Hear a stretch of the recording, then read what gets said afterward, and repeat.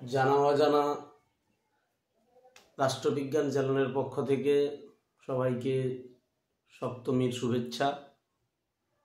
এবং আজকে আমি মূলত তোমাদের আগের দিন কিন্তু 4th সেমিস্টারের একটা সাবজেক্ট বুঝিয়েছিলাম, সংবিধান সংশোধন পদ্ধতি কিভাবে ডেমো দিতে হবে। তার আগের দিন সম্ভবত 3rd সেমিস্টার থেকে নেওয়া হয়েছিল, সেটা হচ্ছে ইউএনও। সেটারও প্রথম কিছুটা অংশ বুঝিয়েছিলাম, সেটা একটা পার্ট হতে পারে। আজকে কিন্তু আমি মূলত 1st সেমিস্টারের প্রথম অধ্যায়ে যে রাষ্ট্রবিজ্ঞানের বিষয়বস্তু বা আলোচনা ক্ষেত্রের পরিধি, এইটা আমি আজকে ডেমো ক্লাস হিসেবে তোমাদের কাছে তুলে ধরবো। হয়তো কিছু কিছু ভুল ত্রুটি থেকে যায়, অনেক সময় নিজের শারীরিক কিছু সমস্যা বা অন্যান্য আওয়াজও কিছু চলে আসে, হয়তো দাঁড়িয়ে যেতে হয়। যাই হোক, তো সেক্ষেত্রে কিছু ভুল ত্রুটি থাকতেই পারে, তবে সেটাকে মানিয়ে নিয়েই তোমাদের হয়তো আরও কিছু কারেকশন মনে হলে সেটাকে করে নিতে পারো। কিন্তু আমি কিছুটা যতটা মানে করা উচিত সেভাবেই কিন্তু আমি চেষ্টা করছি।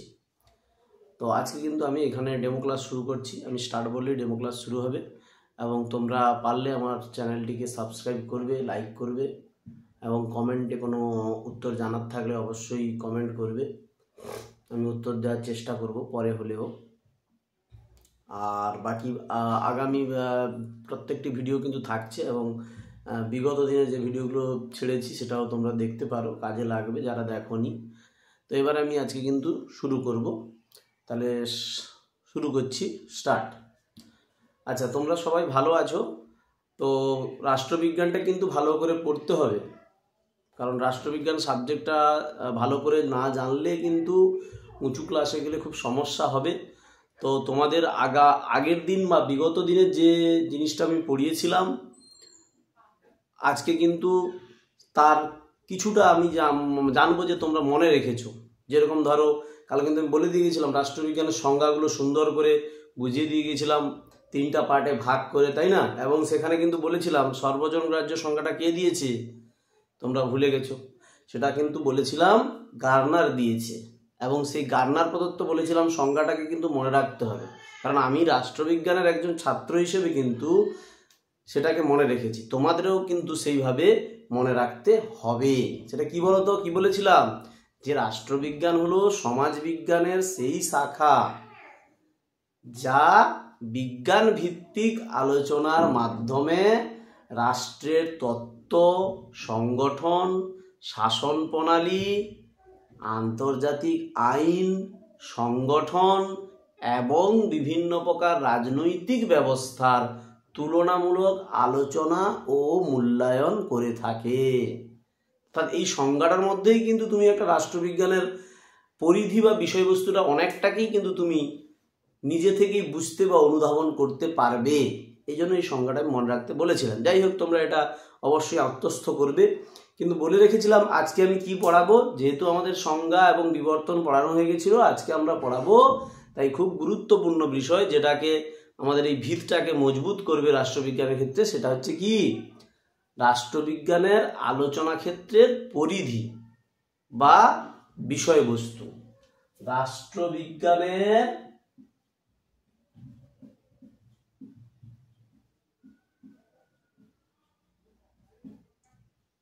আলোচনা ক্ষেত্রের পরিধি।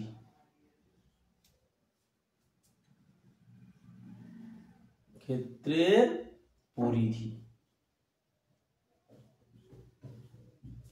এটা কিন্তু আমাদের আজকের আলোচ্য বিষয়বস্তু।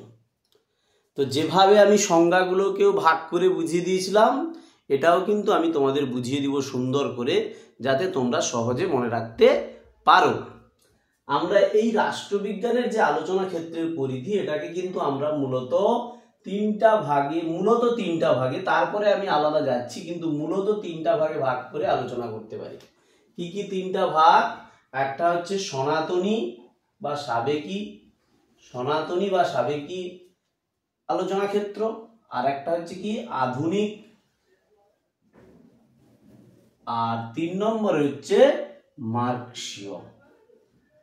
এই 3টি কিন্তু মূলত আলোচনা ক্ষেত্রের পরিধির বিষয়বস্তুকে ভাগ করে আলোচনা করা হয়।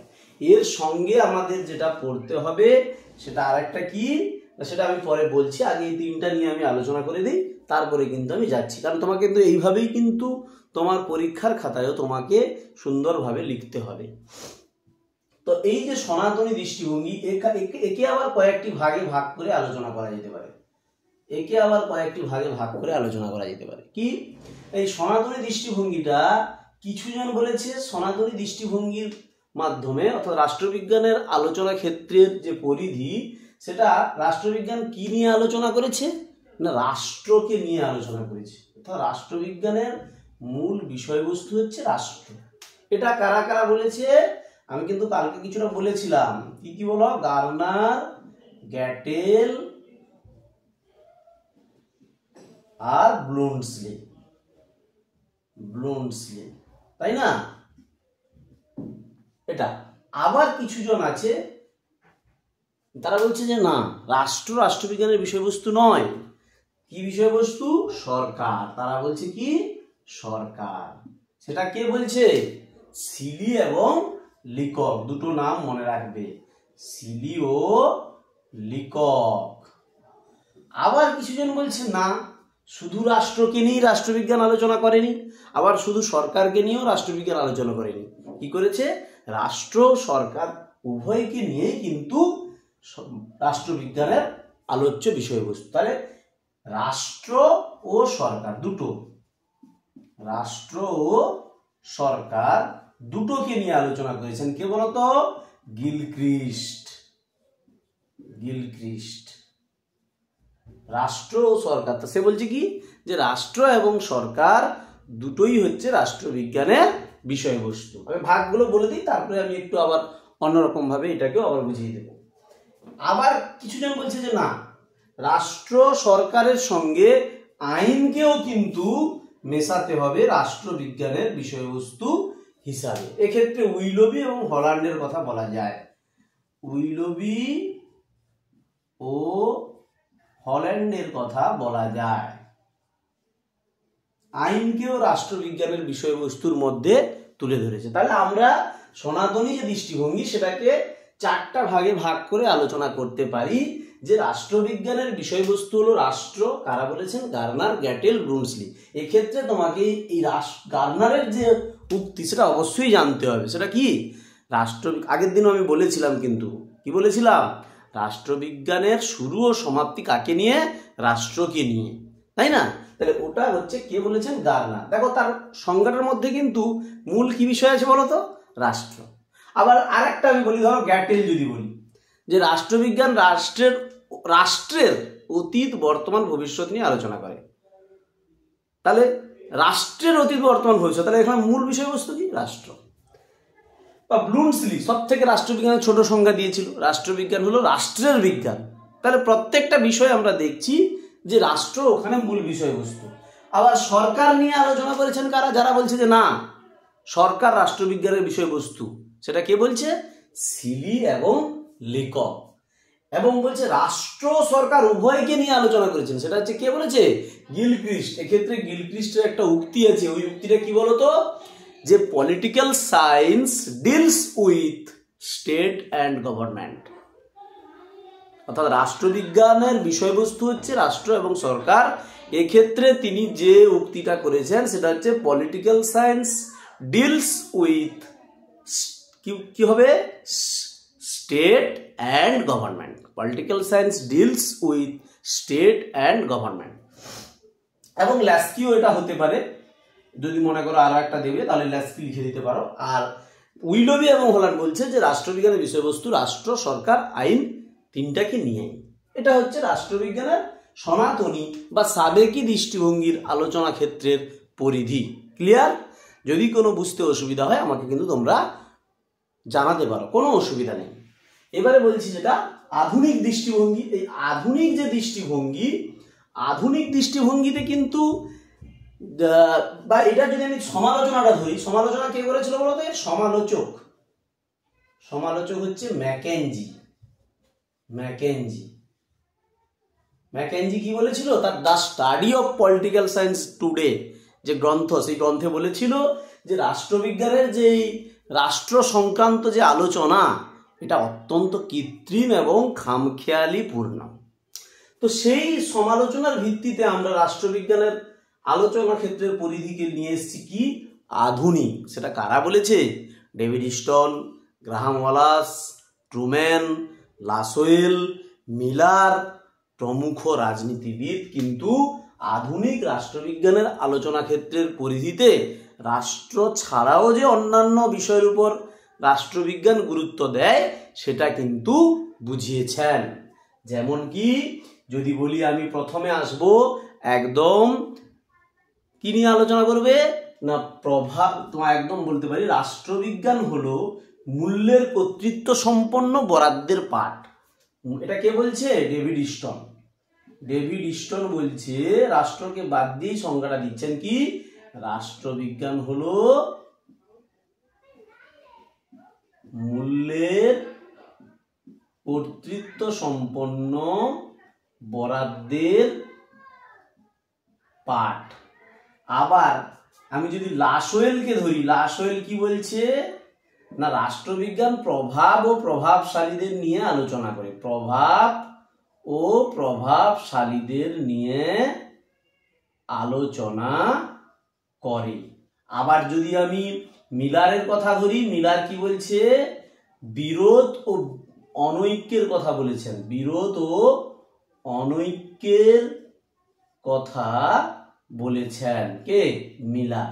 রাষ্ট্রবিজ্ঞানের বিষয়বস্তু হিসেবে মিলার কি বলছে না বিরোধ এবং অনৈক্যকে গুরুত্ব দিয়েছে। আবার রবার্ট বা ডাল যদি দেখি, ডাল কি বলছেন? ক্ষমতা ও কর্তৃত্বের উপর গুরুত্ব দিয়েছেন। অর্থাৎ এরা কিন্তু রাষ্ট্রকে বাদ দিয়ে তাদের আলোচনাটাকে সীমাবদ্ধ রেখেছে। অর্থাৎ এদের রাষ্ট্রবিজ্ঞানের বিষয়বস্তু কিন্তু আরো কি বলতে পারি, যদি আচরণবাদী, এখানে যারা ডেভিড স্টোনের উক্তি, এখান থেকেই আমরা আবার বলতে পারি যে ব্যক্তির আচরণ, ব্যক্তির আচরণ, গোষ্ঠীর কথা, গোষ্ঠীর কথা, রাজনৈতিক দলের কথা, রাজনৈতিক দলের কথা, জনমতের কথা, এগুলো কিন্তু প্রত্যেকটা বিষয় রাষ্ট্রবিজ্ঞানের যারা আধুনিক বিষয়বস্তুর পক্ষে তারা কিন্তু আধুনিক ক্ষেত্র হিসাবে রাষ্ট্রবিজ্ঞানের আলোচনার বিষয়বস্তুকে তুলে ধরেছে। তাহলে রাষ্ট্রবিজ্ঞানের আলোচনার বিষয়বস্তুর ক্ষেত্রে কি কি বলেছেন আধুনিক যারা লেখক, তারা বিষয়বস্তু হিসেবে কি তুলে ধরেছে? তারা বলছে যে রাষ্ট্রবিজ্ঞানের প্রভাবশালীদের নিয়ে আলোচনা করে, রাষ্ট্রবিজ্ঞান ক্ষমতা নিয়ে, যেটা আমি অ্যালান বলের এখানে একটা অ্যালান বলের কথা বলা যায়,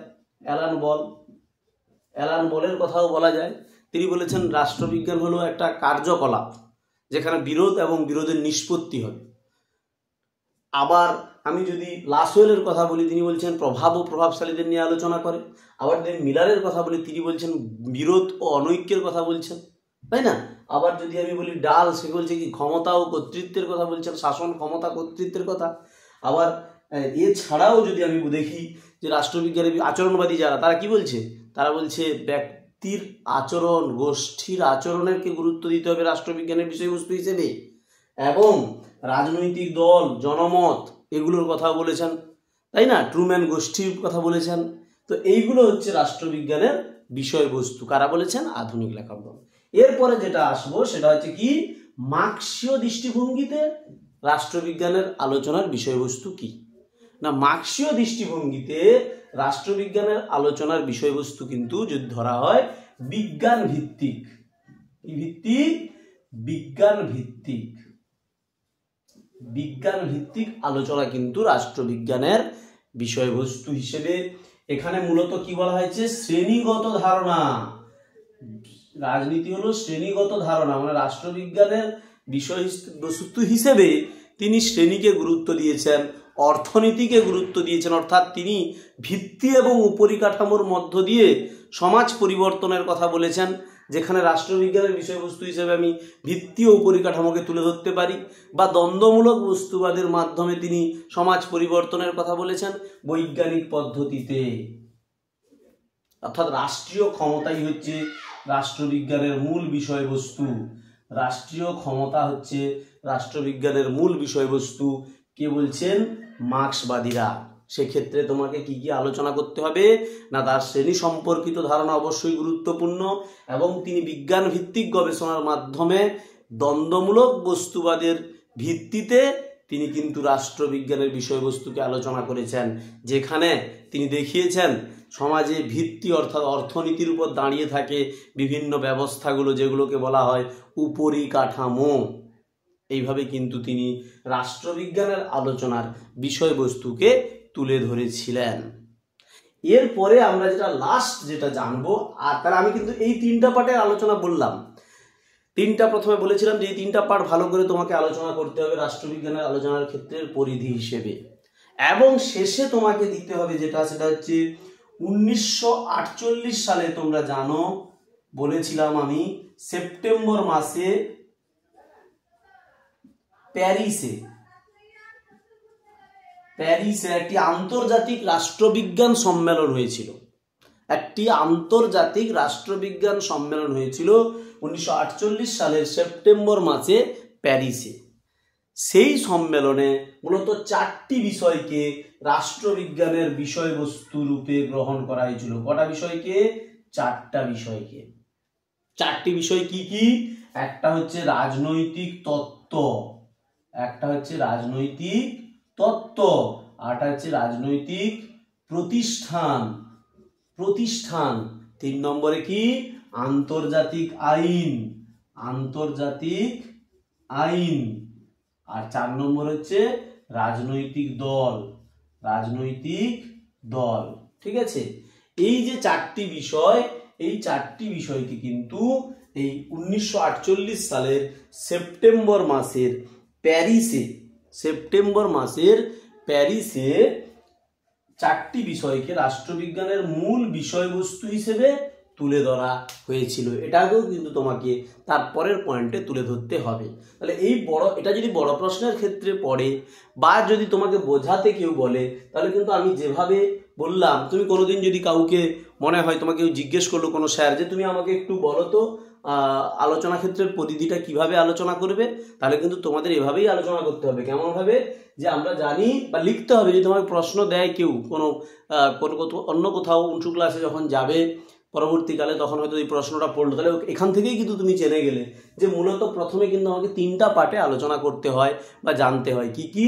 যে সনাতনী বা সাবেকি দৃষ্টিভঙ্গি, যেখানে আমরা ধাপ করে কি কি বিষয় বলে দিয়েছি, আধুনিক দৃষ্টিভঙ্গি এবং মার্ক্সীয় দৃষ্টিভঙ্গির ক্ষেত্রে রাষ্ট্রবিজ্ঞানের আলোচ্য বিষয়বস্তু কি।